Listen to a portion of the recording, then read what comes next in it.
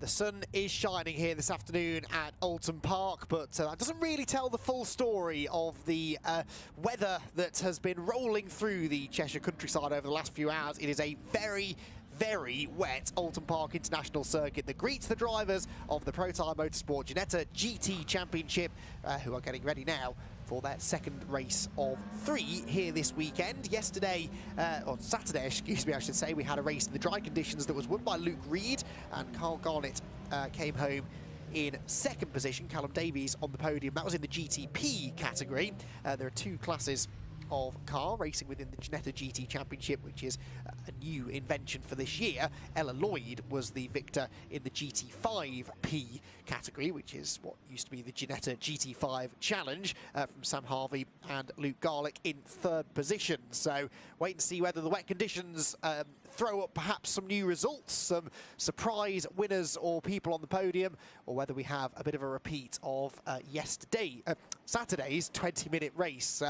The championship, as I said, is new for 2023, an amalgamation essentially of what was the Ginetta GT4 Super Cup back in the day and the GT5 Challenge, and so 2 different classes of car, 2 races essentially happening within one, and all kind of coming about as a result of the move over to the British GT package these days for all things Ginetta. And Ginetta have already had a long-standing relationship with SRO, with British GT, and really great to welcome all of their championships onto this package for this season. Ginetta have an incredible record, actually. I read a fantastic stat just now provided by Simon Pace. Thank you, Simon, for all of the information on all things Ginetta this weekend. At least one Ginetta graduate has won the British GT4 driver's title for 11 seasons in a row. That's a fantastic stat, and it goes to show why these Ginetta championships have lasted the course of time, because it is the place to go if you are an up-and-coming GT racer. And we've seen plenty of the Ginetta alumni going on to achieve big things in national and international motorsport.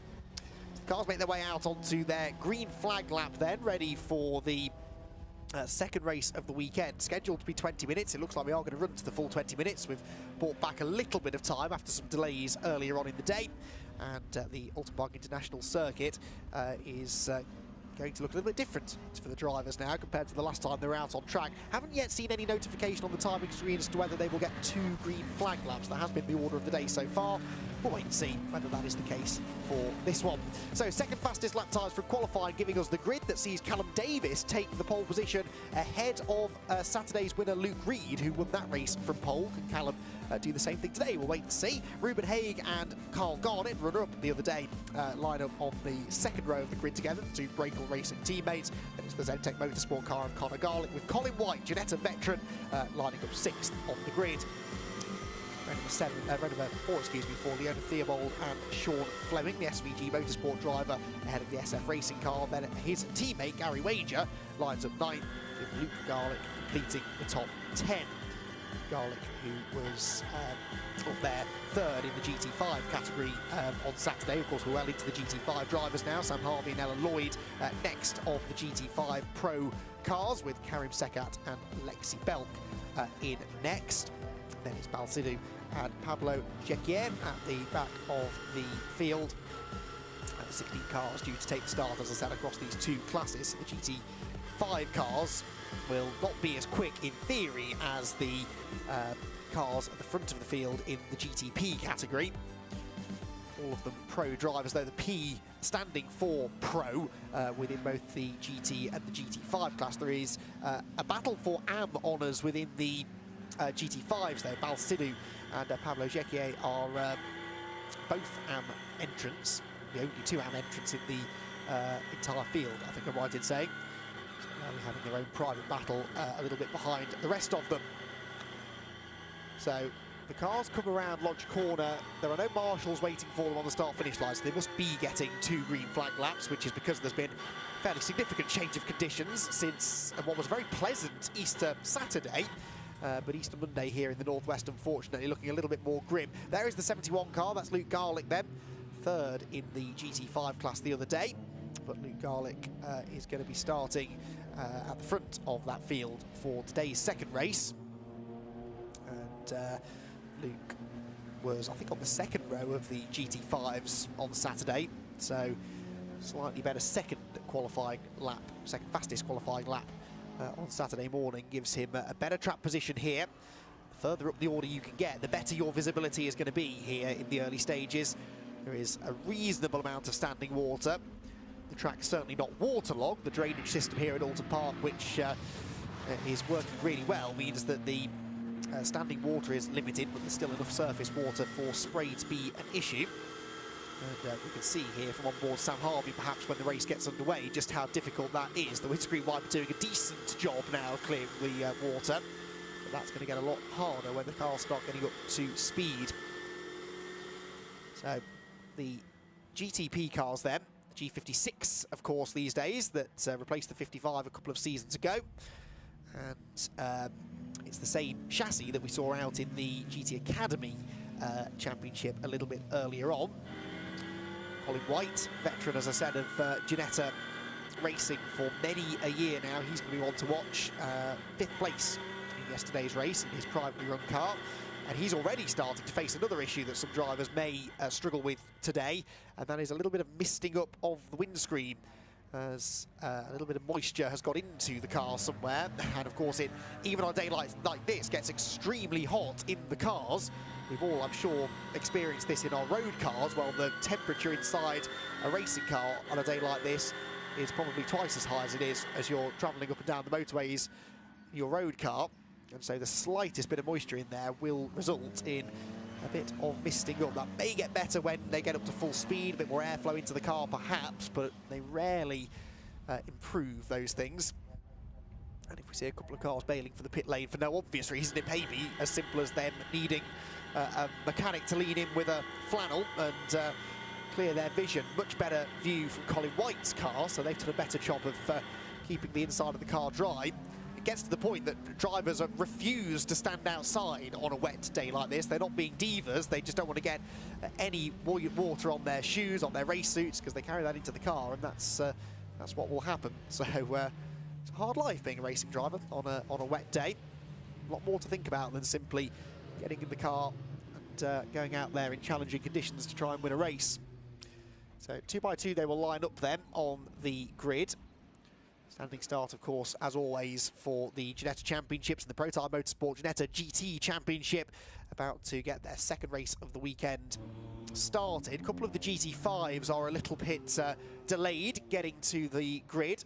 The last car due to line up will be the 21 of Pablo Jequier, one of the two AM drivers within the GT5 class. He has arrived. The Ginetta G56 pace car heads in as well.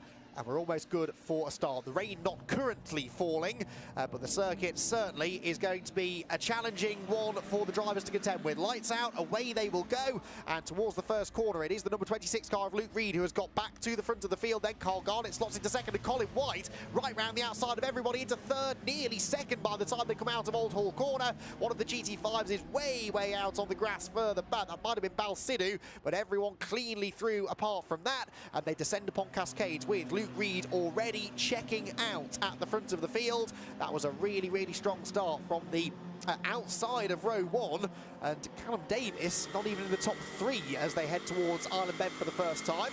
Riding on board now with Sam Harvey, that is Karim Sekat right in front of us. So Karim has either gained some places or Sam's lost some places from where they started, because Sam Harvey was a row ahead of Sekat at the beginning of the race.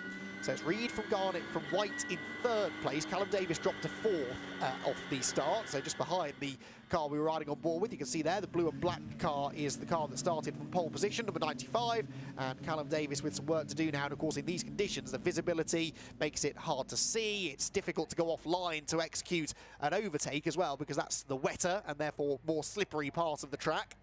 So it's not going to be easy for him to dig his way out of this particular hole. In the GT5s, it is Ella Lloyd who leads the way in car number 28. Karim Sekat is second, Harvey third. So there's been a real shuffle there as well. Luke Garlick, who was the pole sitter in the GT5s, dropping down into 4th place. So both of our pole sitters in both classes dropping from 1st to 4th in the opening exchanges, and both with work to do now if they're going to try and get back to the front.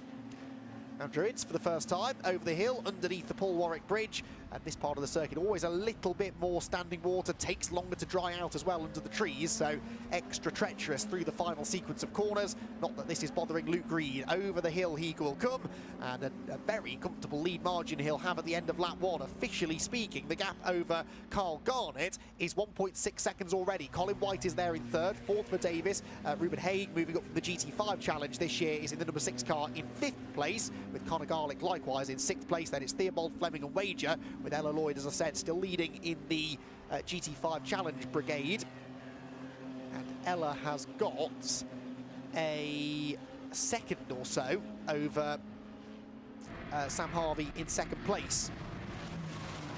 So over a 20-minute race, I wouldn't imagine we will see any lappery. I think the 2 AM drivers in GT5s were lapped by the GTP cars a couple of days ago.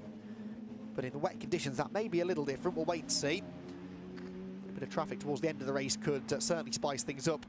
Luke Reed looking to try and build up a bit of a margin before that becomes the case. The real battle is this one for 4th position between the pole sitter Callum Davis and Ruben Haig behind him. Another nice scrap going on further back. Sean Fleming and Gary Wager, who have raced each other in, I think, 3 different Ginetta championships now over the years. Always very evenly matched indeed.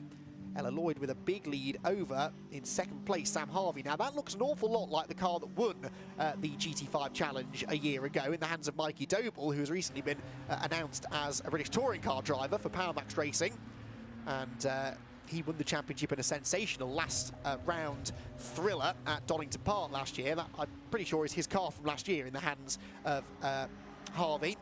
And he's got Luke Garlick behind, brother of Conor Garlick, who we see in the GTP class itself. So battle starting to develop now. 2nd, 3rd, 4th and 5th here overall within the GT class, starting to concertina together a bit. They cannot keep up with Luke Reed though. His first full flying lap of the race is a 1:54.9 compared to a 55.38 for Carl Garnick. So 0.4 of a second quicker was Luke that time than the 2nd place man. Garnett was 0.3 quicker than White as well that time, so White is the one being caught by Davis and Haig. Haig the quickest of the chasing pack. There is Luke Reed out of Cascades Corner on the Lakeside Straight. He was a class winner in the G56s last year, but now looking for overall honours in 2023. And I know Luke works extremely hard behind the scenes to make sure that he is at the top of his game, and he has been on top form again here at Oulton Park, be it in the dry or the wet.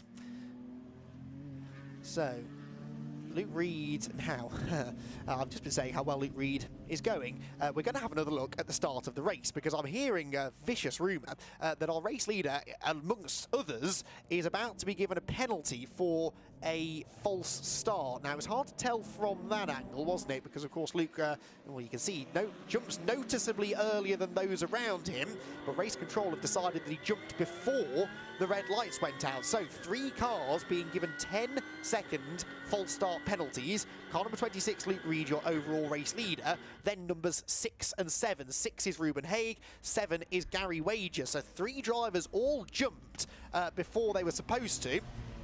Could be that they were struggling to see out of their cars. Perhaps, more than likely, they were reacting to each other a little bit. There was Balsidou going out wide through Old Hall Corner.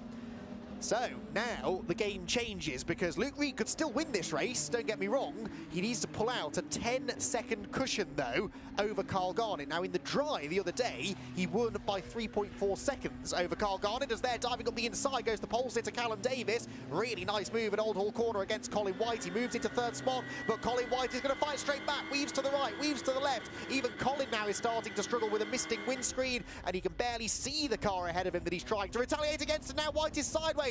Through on the inside line goes Ruben Haig, and Colin White on the track at least loses another position, but Ruben, with that 10-second penalty, is going to drop down the order come the checkered flag.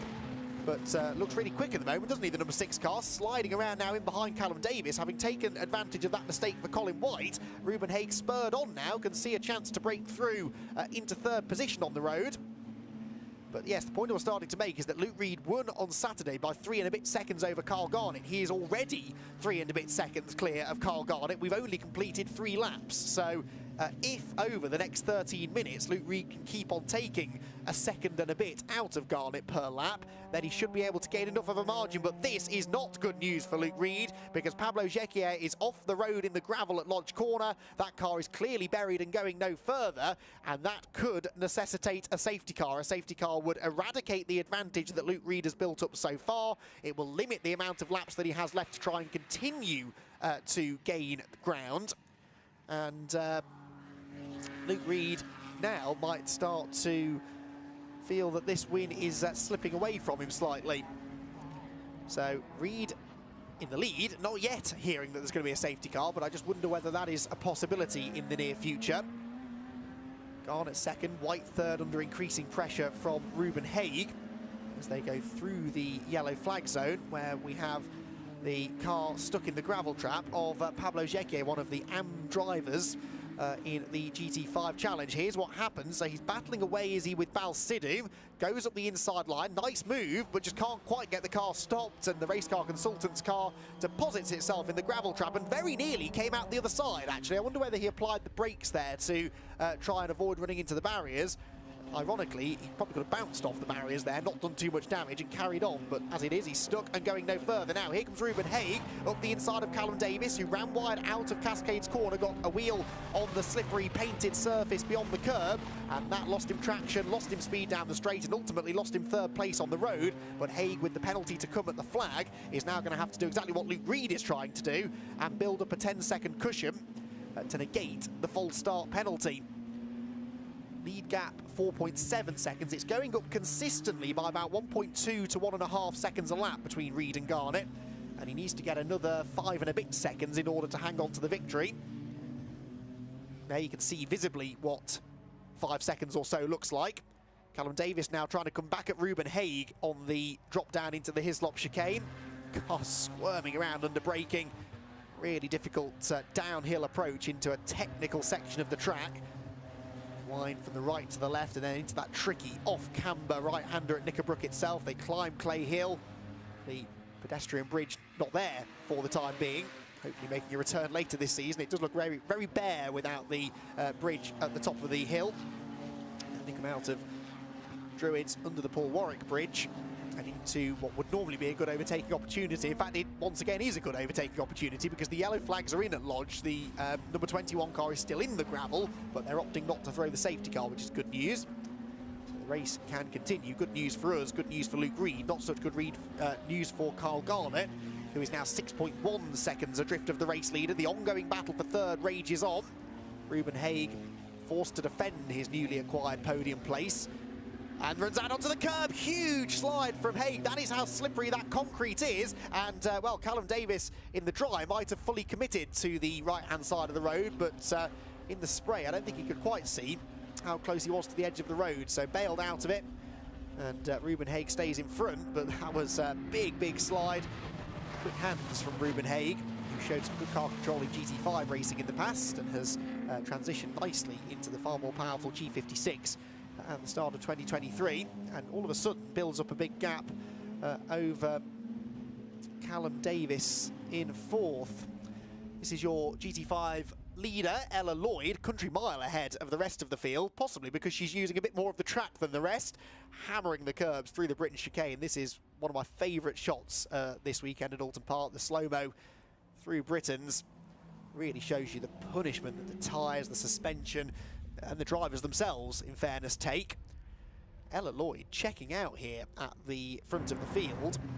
Yesterday, she did win the class by 16 seconds over Sam Harvey.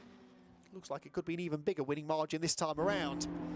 There is Sam Harvey, the blue-fronted number 70 car, with right behind Luke Garlick, looking to the inside to Island Bend. This is more typical of Ginetta GT5 action.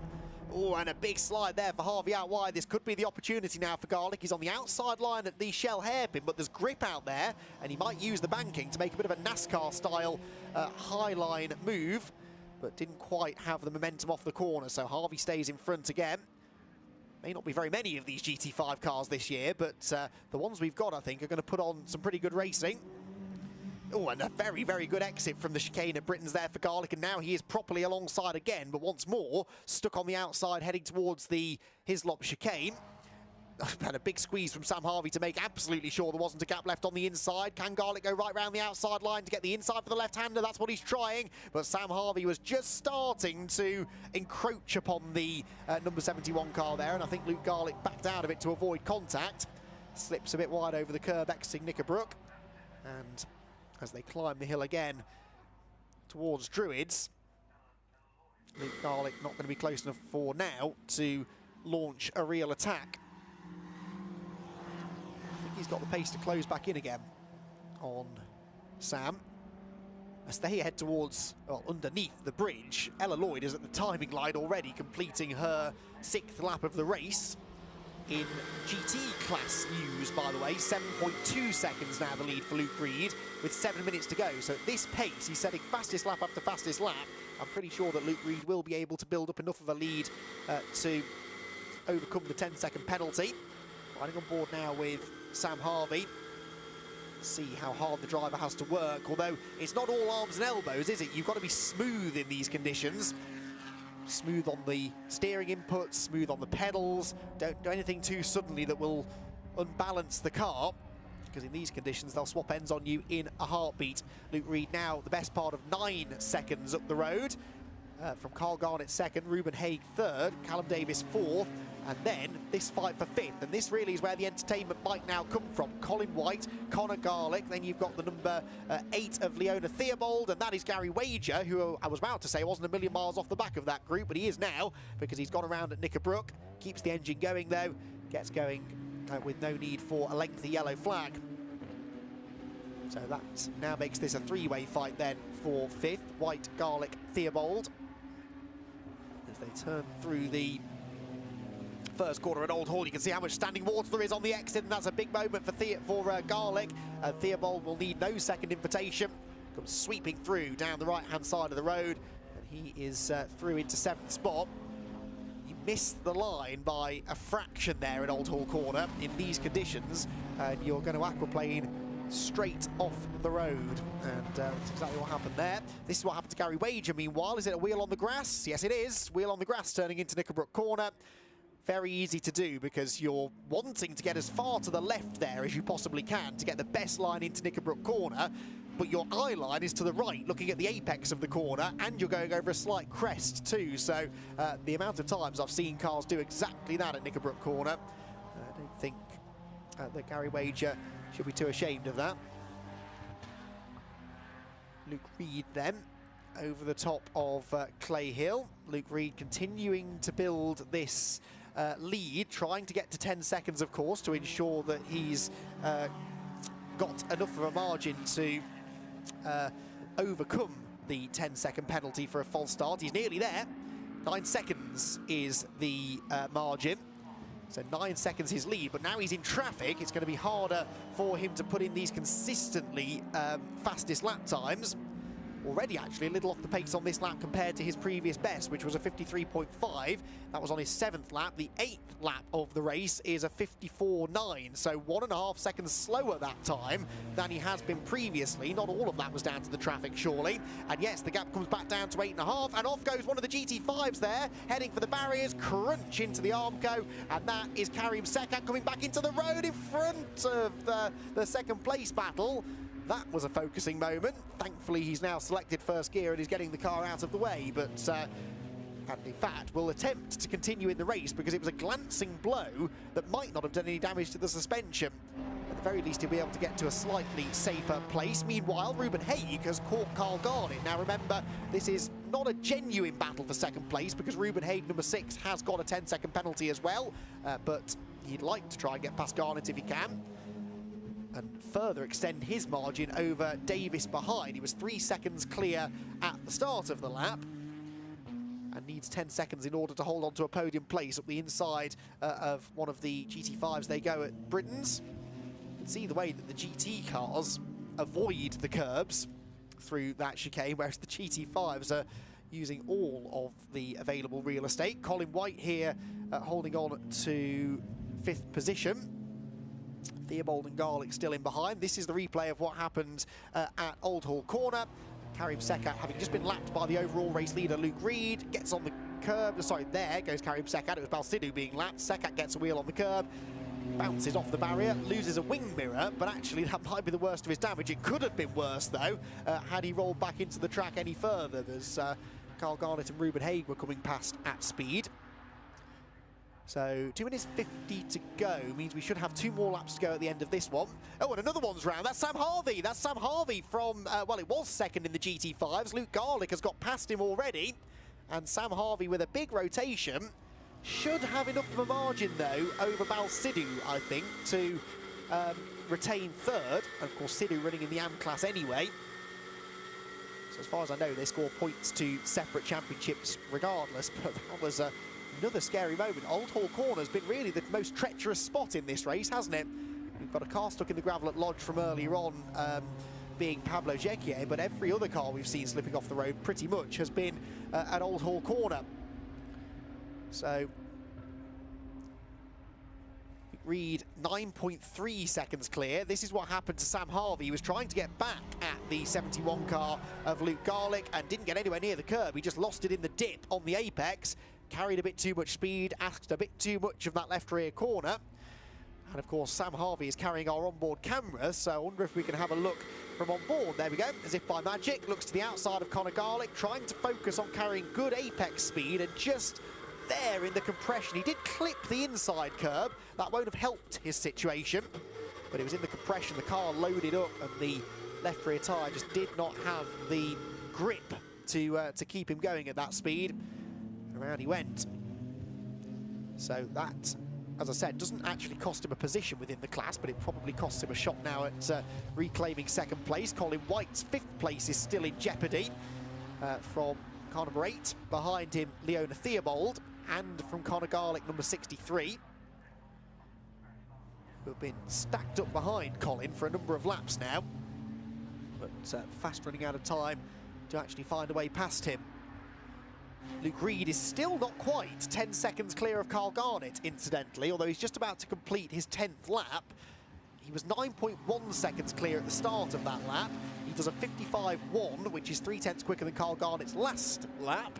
Garnett about to come through now, and the lead gap is still not 10 seconds because Carl Garnett has a really good final sector. So Luke Reed, I would sort of have this as a bit of a foregone conclusion that he was going to be able to overhaul the 10-second penalty. I'm not so sure now. 1 more lap to go, and he still needs to find the best part of 7/10 of a second to make this happen. Garnett 2nd, Haig in 3rd also has that penalty and is only 3.8 seconds ahead of Callum Davis. So Callum Davis, as long as he doesn't pick up any track limits penalties, should inherit 3rd. But the race wins still hanging in the balance, as is 5th position, although Colin White builds a bit of a cushion on the start of this final lap over Theobald and Garlick, who are now sort of busy scrapping over 6th. And oh, Garlick right over the curb, right over the grass, giving this absolutely everything as he tries to move ahead of Leona Theobald ahead. Through Ireland Bend, and the car's really now being given a workover. Track conditions improving slightly and drivers perhaps gaining in confidence, but the grip levels are still not super high.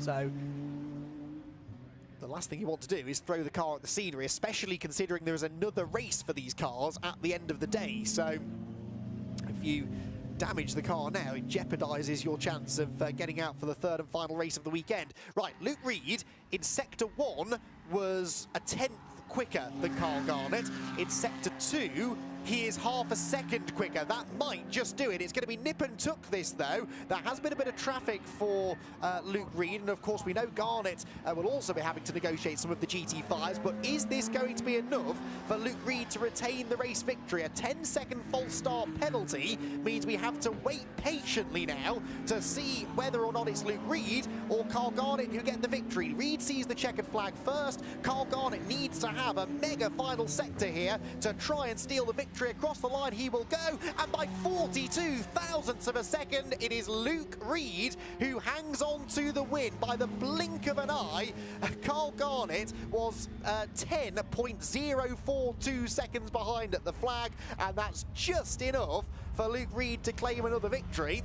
I don't know how aware Luke is of the situation. He's got his hand out of the cockpit, sort of waving at the fans and the marshals trackside fairly nonchalantly. I don't know whether he knows that he had a penalty, or if he did, maybe he's just assumed that he hasn't won, but he has just by the skin of his teeth held on. Callum Davis, of course, inherits third place because of Ruben Haig's similar penalty.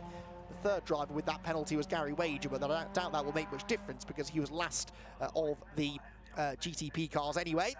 The next car behind him is this car of Ella Lloyd, who's going to be the only GT5 on the lead lap at the flag, because Luke Reed, the overall race leader, lapped every one of the GT5s apart from Ella, so she gets a bit of a lap of honour now, basically, and under absolutely no threat at all in this one, Ella Reed.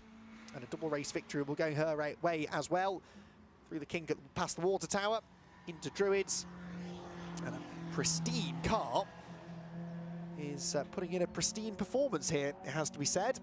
Race number 2 at Oulton Park for the Protyre Motorsport Ginetta GT Championship is going to yield 2 double winners so far this weekend. We'll have to wait until this afternoon to see if Luke Reed and Ella Lloyd are able to make it. The hat-trick, out of Lodge Corner she comes, over Deer Leap to the timing line, where the checkered flag awaits for Ella Lloyd, who takes another dominant victory in the GT5 class, and she punches the air with delight.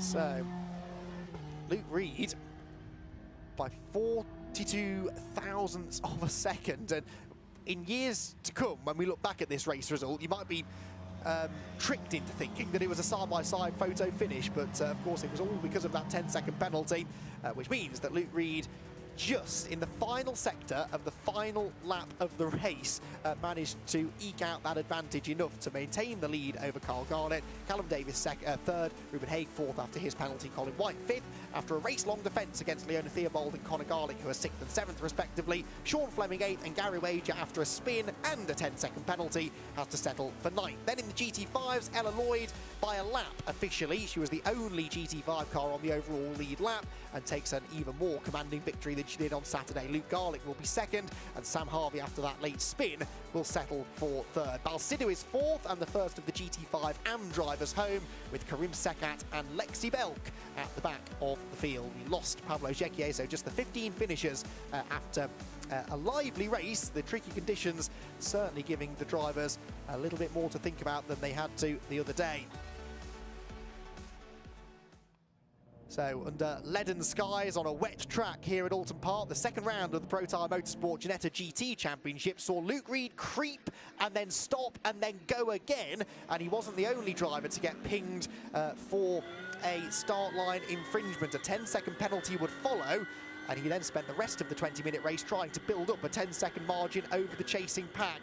Visibility was poor right from the get-go in the midfield as Colin White was squeezed out by Carl Garnett. An impressive start for Colin White, but he then started to lose positions. Up the inside of him into Old Hall Corner went Callum Davis, and that was to go into 3rd position. And then Colin White had a moment down at Cascade, lost the rear of the car. Up the inside went Ruben Haig, who was another of those drivers to be handed a 10-second penalty.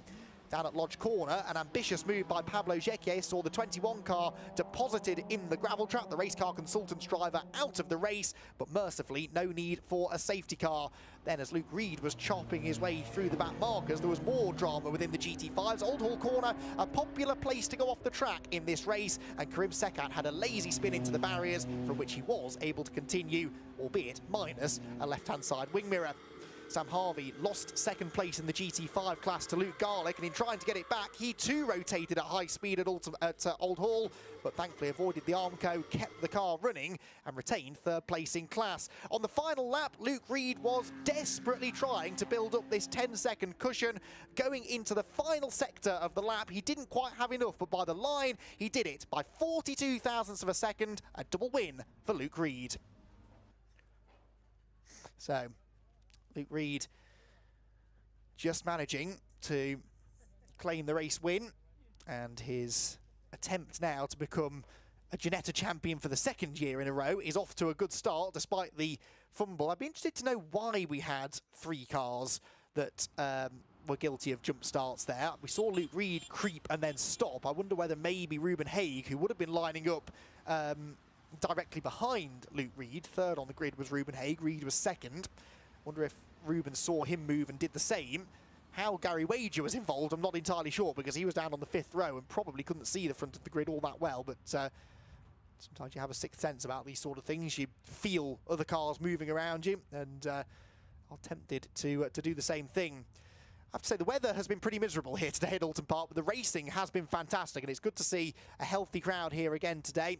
As always is the case, this is one of the most popular events at the Cheshire circuit, the Easter Bank Holiday British GT event, which has been a part of the calendar now for decades, and they're hardy fans up here in the north. It's a beautiful place to spend a weekend, come rain or shine, and it has produced already one fantastic British GT race. The Ginetta action never disappoints, and as we head into a lunch break now here at Oulton Park, the fans still staying trackside. There is a pit walk about to begin for British GT as well, and that sort of shows you how many people we've got here enjoying the day's action. And the Oulton Park circuit looking better than ever. As I mentioned, the bridge at the top of Clay Hill not here, but that's all part of a refurbishment project that's going on to further tidy up the circuit. Motorsport Vision doing a great job with all of their racetracks, not just in the UK, of course, these days. And it continues to have a close partnership with SRO, and the season opening weekend has once again been a huge success. Third race, by the way, for the Ginetta GT Championship coming up later on in the day. We've still got more Ginetta action, 2 more Ginetta races, 3 more Ginetta races, excuse me, to come today. We've got the Ginetta Juniors out for their third and final race at around about 2:30. Then the Ginetta GT Championship that we just saw out in action at 3:05, so a relatively short turnaround actually for the GT Championship teams. And then the GT Academy will complete our Ginetta racing with their final race beginning at 5:35, give or take. You have to anticipate there may be a few adjustments to the timetable, as there already have been today, what with the difficult conditions and the possibility of some safety cars, red flags, recovery work to be done. But those are the rough times, and of course if you want to keep track of what's going on here at Oulton, if you're not at the circuit today, then head over to the TSL Timing website, www.tsl-timing.com, and you'll be able to see exactly when which races are coming up. So, Ginetta action done for the morning here at Oulton Park. We will see you again for 3 more Ginetta races a little bit later on this afternoon.